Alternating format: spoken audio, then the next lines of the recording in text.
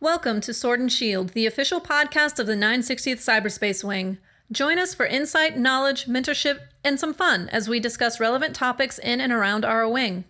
Please understand that the views expressed in this podcast are not necessarily the views of the U.S. Air Force nor the Air Force Reserve, and no endorsement of any particular person or business is ever intended.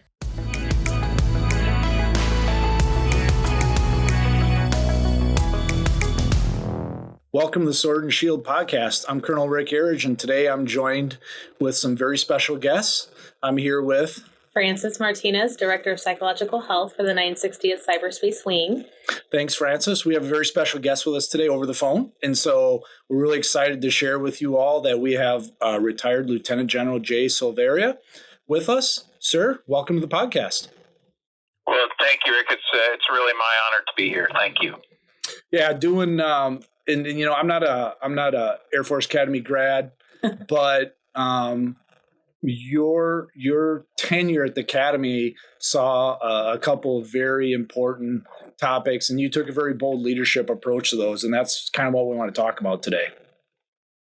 Well, thanks, Rick. I appreciate that, but I would say that one of the big takeaways from my time at the Academy regarding some of those topics, and I know you're experiencing that in your wing, is that the societal issues that are outside of the walls of the Academy are also going on inside the walls of the Academy. You know, that no organization, whether it's the 960th or the Academy or, you know, the Air Force, or no organization is immune to those societal issues just because someone has put on a uniform or joined the organization. So I think that was one of my biggest takeaways from my time there. Yes, sir. And I know when you joined the Academy, you came at a very tumultuous time. You had a couple issues going on there, and I think we're going to focus on the sexual assault prevention part of that time. But certainly, if you want to share any other lessons learned too that you had from any of your experiences throughout your career, we'd be happy to hear that and really appreciate it. Oh, absolutely. I look forward to the conversation. All right, Frances, over to you. Kick it off. Yeah, so thank you again for joining us, General Silveria. We're so excited to have you. And, you know, when we hear, you know, Sexual Assault Awareness and Prevention Month, which we all celebrate in April, the first person I thought about was you, because I know that how you like to advocate for prevention measures and for victim care. And I couldn't imagine doing this podcast with anyone else. Well, thank you, Frances. I think that's awfully kind. There's a lot of people who really helped me and supported me at the Academy at that time. But it's no doubt an important topic that everybody should be engaged in. So I appreciate your work. Yeah, thank you. And so one of the things, I know the Academy had some, bad press when it came to some negative events that happened there. But, you stood ground and really wanted to change the culture. And I think that's like the biggest part of leadership, right? Is steering the culture in the positive direction. So can you talk a little bit about what you did and how that kind of changed to become more positive? Yeah, thanks, Frances. I think one of the first things that I really took on, or I guess I sort of discovered, is that, culture change on one of these tough issues, sexual assault and sexual harassment that we're talking about. Culture change in that aspect. There's two big things that I learned that are probably worth talking about. One is that it has to happen among all levels of leadership and all levels of the organization. One of the struggles that I've seen over time is that sometimes leadership in the military, leadership in the Air Force, will abrogate that responsibility to someone else. Here's how it happens.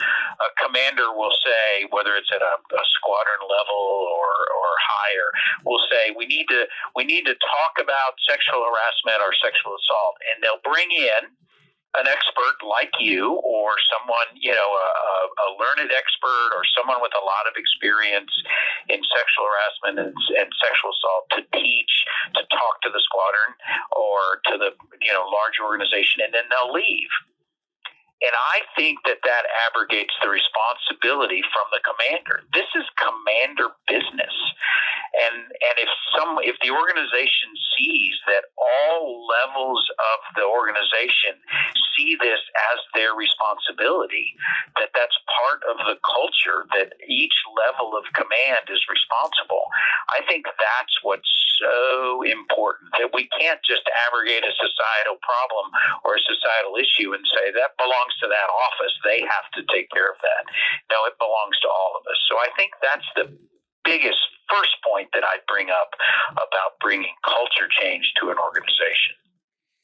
Well, I think, sir, and that kind of leads into my discussion. And I found it incredibly inspirational with your approach, that you went on live TV, national, worldwide TV, in a very uncomfortable situation and got some very pointed, direct questions after you've just kind of, been at the academy a few months to deal with this. What kind of led to that, doing that live? And I noticed one of the reporters mentioned a couple times that, they really appreciated you being there in person to do it. And so tell us a little bit about that experience. Well, I think they were, as the media and as the press would do, I think they were taking on an important topic, as some people had brought them some information. Sort of however they arrived there, they wanted to include leadership, and I just didn't think there was any way that a leader should, call it shy away or avoid the topic, and should be ready to stand up and take responsibility. First off, I think that's the biggest message of a moment like that, is that, I take responsibility as the leader and as the commander to chart the course for the organization. And so when asked to do that, I think it's important that we take those opportunities to step out and do that.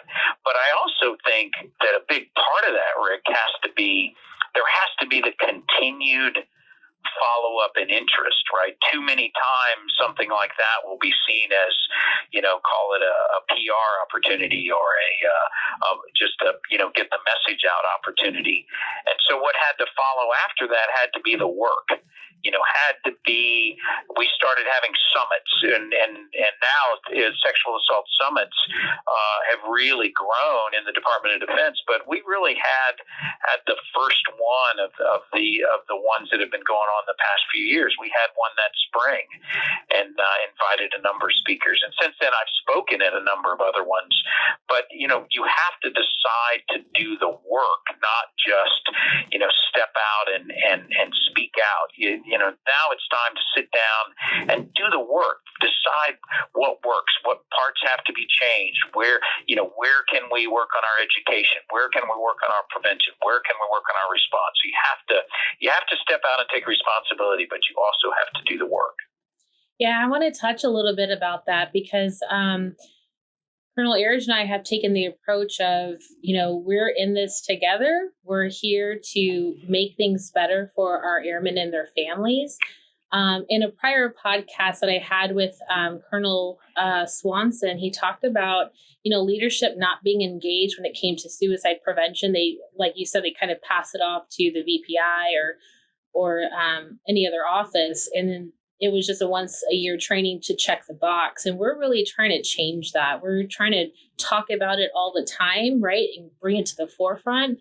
And same thing with, sexual assault prevention. It's something that we're wanting to talk about because, the more we talk about it, someone's more than likely going to come forward because they're going to feel comfortable that it's a safe space versus someone that they don't talk about it. And then, well, my leadership doesn't care. They're not going to do anything about this. So that's where our focus really is changing that culture and know that it's okay to not be okay and get the necessary help that you need.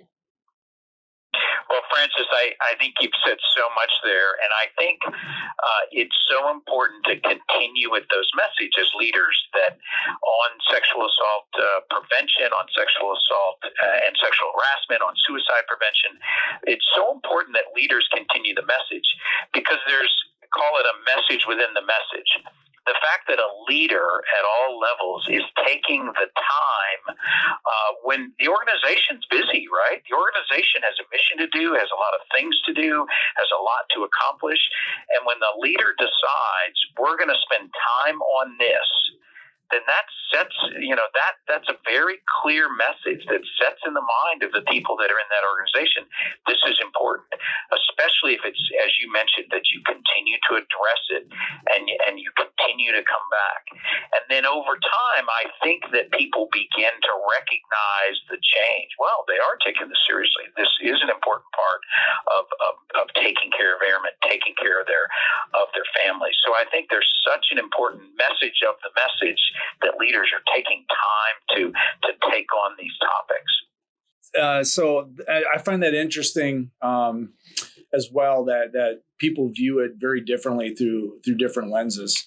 And then as leaders, it's really important for us to continue to listen to our airmen and what they need and continue to shape opportunities for that. So what kind of things did you find worked when you came back to the academy and you're like, okay, we're going to get after the work? You talked about the summit, but what were some other things maybe that folks in our organization can do to try to kind of continue the conversation and give our airmen opportunities to talk about their experiences and get the help they need? Yeah, I think in the area of sexual harassment and specifically, and sexual assault, I think that it's important that everybody understands from the leader's point of view that you view this, and that all levels of leadership view the different elements of this. Because it's about the education, about the prevention, it's about the response, it's about the accountability, it's about all points of that. And sometimes our service can be a little focused on one particular aspect. We're going to, a lot on, call it the victim advocates and the response portion, which is definitely important. But we need to have a program that involves all of those levels, the education, the prevention, the response, the accountability. And then I think you can build in an organization the confidence that they are working on this and that they are taking it seriously. So I think that's important. So to answer your question, I think what you have to do in order to take these subjects on is that it's, the answers, call it all of the above. It can't just be about focusing on the response. It can't just be about the prevention. I found the case management group meetings is one of the things that I really put a lot of energy in. And so, in fact, we published an article later about case management group, about how that correlated to other opportunities in universities and other universities. While it was a military model to do the case management group, we published an article about how that translated into universities. And the reason I found the case management group so important was that was a place where the prevention aspects, the education aspects, the commander, the mental health, the lawyers, the investigators, the chaplains, everybody came together to talk about an individual case. And we all learned about each case, not just the status of it and where it was going, but we learned about what we could learn from each case along the way, then steps parts of the organization had to take. So I found the case management group something that was really, truly valuable to us as an organization and to me as a senior leader. Yeah, that's a good approach, right? That multidisciplinary team of having chaplains, VPIs, the SAFERs, and then leadership be a part of what lessons learned, right? What happened? What could we have done to prevent the assault or the harassment, and providing that wraparound care service?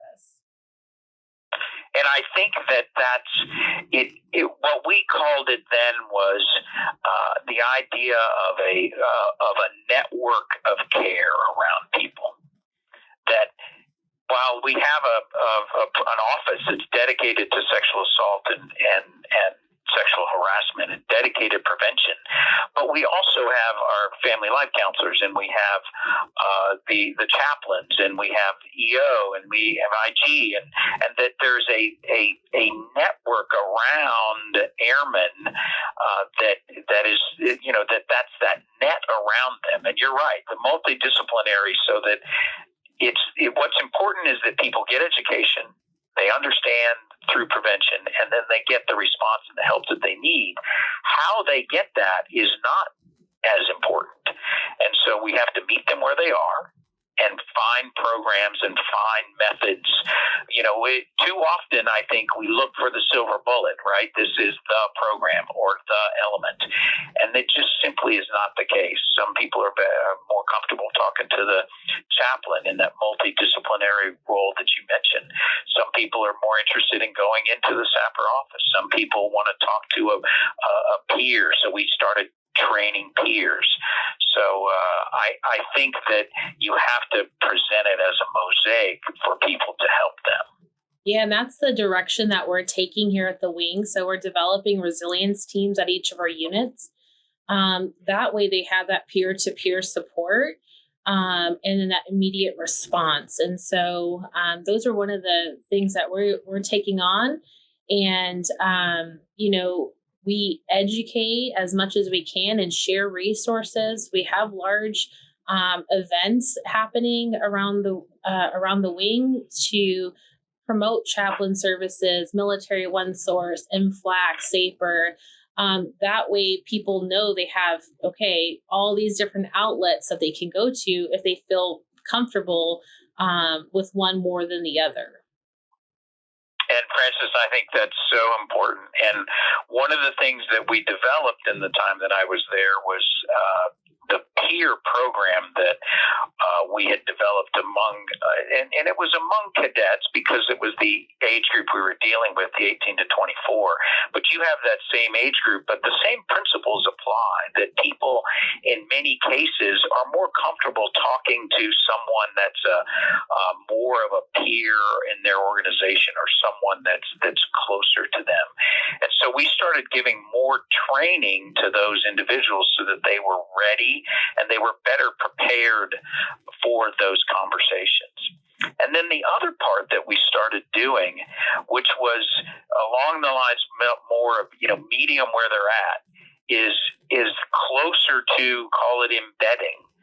Putting chaplains that are in the same organizations consistently and mental health providers that are around in the same organizations consistently. People get used to seeing them.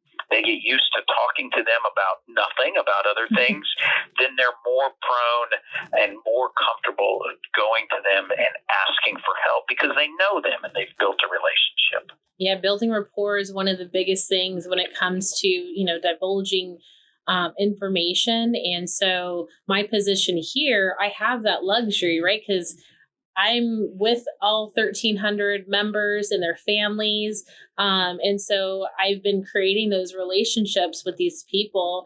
And then, using those resilience teams and building that relationship we have right now. I was talking to Colonel Erredge this morning that we have a team of 32 people across the Wing nationwide that are on this team. And one of the focuses I stressed, no leadership, right? Because a lot of people, they don't want to go and talk to leadership about, I was assaulted or this is happening. And so we wanted to make it a comfortable space. And if they felt, comfortable talking to Senior Airman Smith about, this is happening, and then that Senior Airman can, help facilitate them talking to me or any other outlet to get that person the appropriate help. Yeah, Frances, I think that's so important. One of the things that we discovered through a lot of the surveys, through the annual surveys, was that sexual assault and sexual harassment took place more often in environments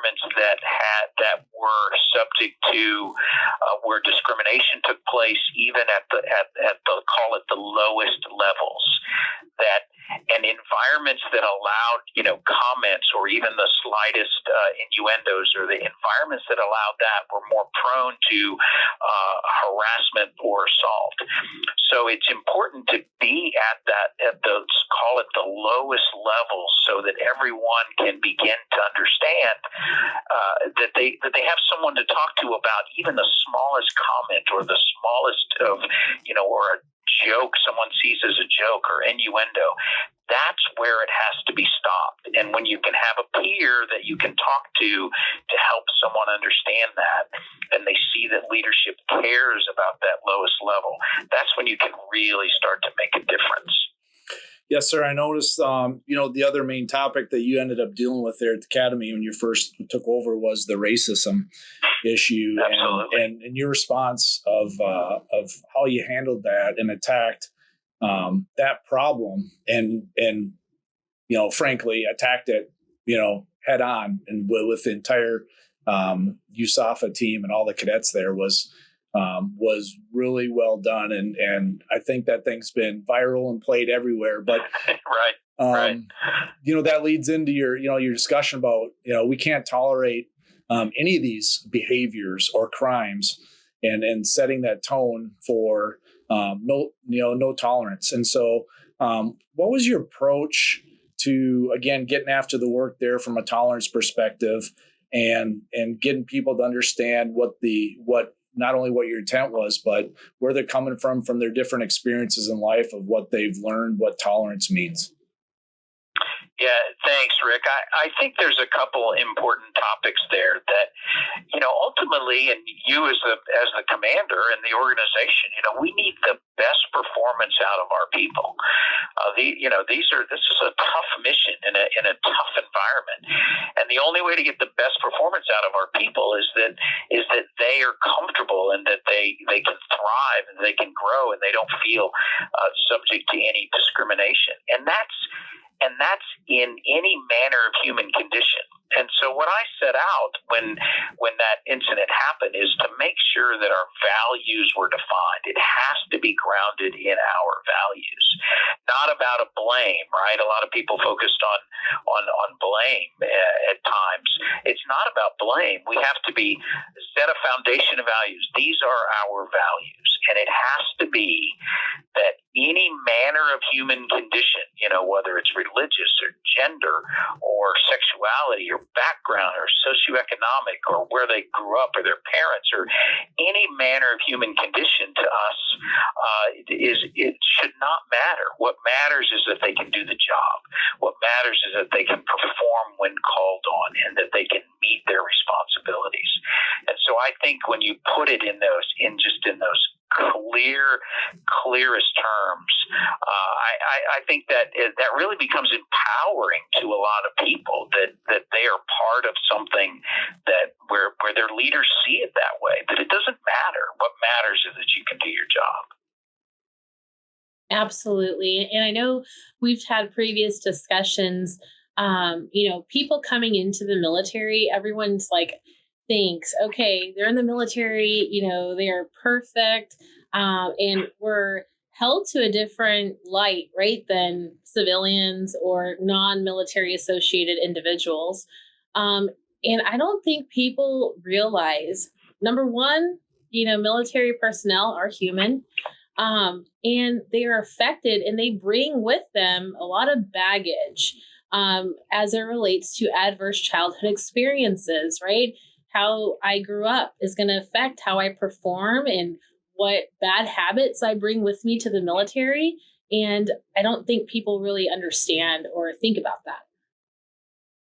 I think you're absolutely right, Frances. And I'm referencing my academy environment, but my times as a commander before that, it's a very similar problem. That every year at the academy, 1,200 people showed up. and they came with all of the baggage that you mentioned. We screen them, and there's lots of interviews, and they have congressional nominations and qualifications. But now it's in many cases the first time they're away from home, and they bring with them what their family's values were, and they bring with them what people said. I mean, I've consistently made the comment that, think about it this way: someone drove up, they got dropped off by their family, and they began their journey at the Air Force Academy. The conversation that happened in the car on their way, what if there was a comment that was disparaging of women or of a race or of a religion or something that was not with our values? It was in the car. And they got out of the car, and then we took them on to join the Air Force and take on our values. We are fooling ourselves if we think that the moment they walk in and we give them our values that they instantly flip. We have to educate them. We have to continue to espouse our values. And then commanders have to be consistent with that over time. And then all of us need to recognize there's sometimes the idea of, didn't we just talk about this? Mm-hmm. Well, so of course we did. But somebody's now going to walk in the door the next day, and we have to continue with those new members that are joining us to take on our values. Yes, sir. I think persistence is a key word that I spend a lot of time thinking about. And, I feel like, man, I'm talking about this way too many times. People are going to get tired of hearing about it when we talk about what our priorities are and what we believe in and what my intent and vision is. But then, what I'm hearing from you is that we need to be consistent and persistent at that message, because everybody is getting their inputs from their own environments, and that could be contrary to, what we're trying to do. And, at times it can be exhausting, I'll be honest. And other times it's invigorating. And when I hear other people kind of talk back about the things that I say, and I hear other people parrot it, and then they're saying it in the right tone and context, I feel good about, hey, it's getting through, and we're trying to build a culture. And obviously every organization has their own culture, that when you get new people coming from all those different experiences, that they're going to bring those pieces that they want as well. So we're trying to grow our culture here as a new wing as well. And I know as leaders, we always try to, people get tired of hearing, we need to change culture. But it's really important for that leader to set the tone and culture, what they want the organization to be. Well, Rick, I think you're absolutely spot on, and in so many ways, just acknowledging that you need to do that and that there's work to be done. It really emboldens everyone else to realize, there is work to be done, that nobody's ignoring something or nobody is downplaying some element, is saying, yes, our leadership sees that there's work to be done. I want to be part of that work. And that persistence, believe me, I know exactly what you're talking about, that sometimes you feel like, didn't we just talk about this? Didn't we just say this? Well, you did. And you're going to have to say again tomorrow and next week and next month, and stay consistent. All right, sir. Hey, we really appreciate your time. We're gonna wrap up here, and again, it's really, really important for us to continue to talk about this, and we appreciate you being part of the conversation with the Gladiators of the 960th. Absolutely. Well, Rick, thank you. I can't tell you that how proud I am of the 960th, how proud I am of you and Frances for taking on this topic and continuing to show leadership in that way. So thank you for what you're doing. Thank you, sir. And out there to our gladiators, if you've been sexually assaulted and need assistance, please contact the DoD Safe Helpline at 877-995-5247. It's anonymous, confidential, and they are open 24/7.